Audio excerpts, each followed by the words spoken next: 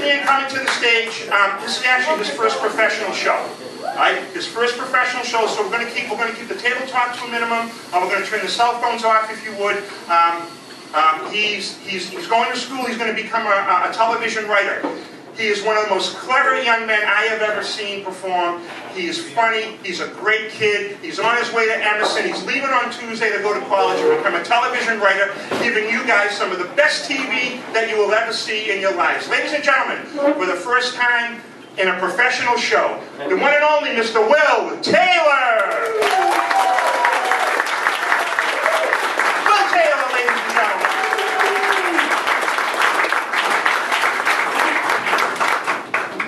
All right, hello. How is everybody?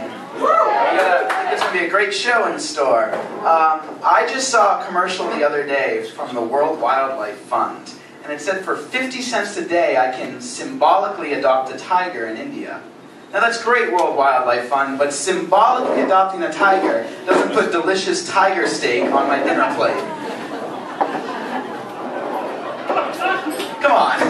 Tiger steak's delicious. Have you heard about tiger steaks? They're great! I'll tell you how I like to eat my tiger steaks. I like to eat them raw. That was really dumb. I'm sorry. Alright, I don't actually eat tiger steak, but I don't think that's the weirdest food there is. I think the weirdest food there is cake. Because cake makers, the people who bake the cakes, are such dark, disturbed, and twisted people. Because they're naming these cakes such terrifying things like devil's food and death by chocolate. And of course, Cookie Puss! Cookie Puss sent shivers down my spine. Alright. So I was going through my old stuff the other day and I found a book I used to read when I was little, and it's called Clifford the Big Red Dog. I don't know if all of you are familiar, but it's about a big red dog named Clifford.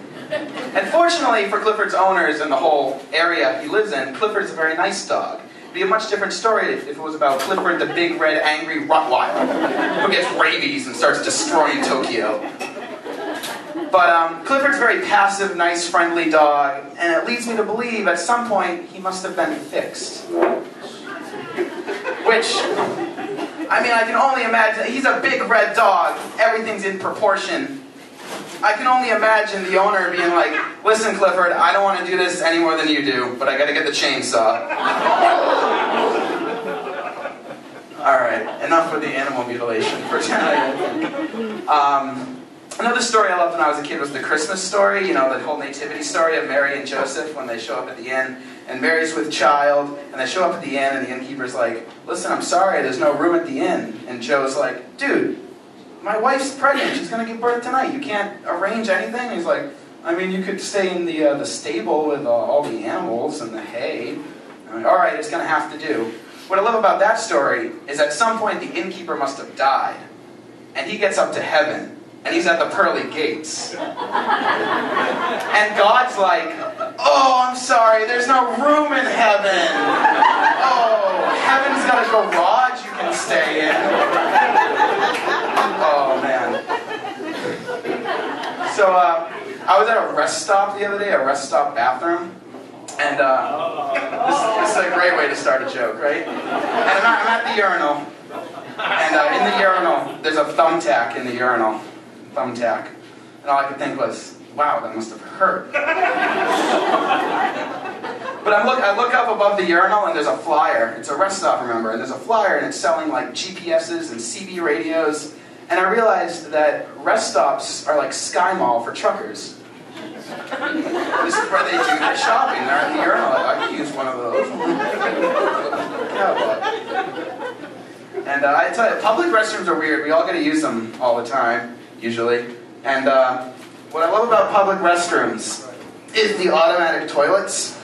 Because they don't always work, you know. You get up from the automatic toilet and it doesn't flush. So then you gotta like jump up and down doing jumping jacks. People are seeing you, your head bobbing up above the stall. It really simplified the whole scenario if it said voice-activated toilets, where you can just be like, I'm done pooping, and the toilet flushes for you, you know. But instead you gotta like simulate the act of sitting up to see if that works. It doesn't. So the voice-activated toilets would be a good idea, unless you're at like church or something. And while the service is going on, you're like, I'm done pooping! And everyone can hear you because you're the reverend and your lapel mic's still on. That would just be bizarre. Alright, so that's all the jokes I have for you guys tonight. Thank you very much.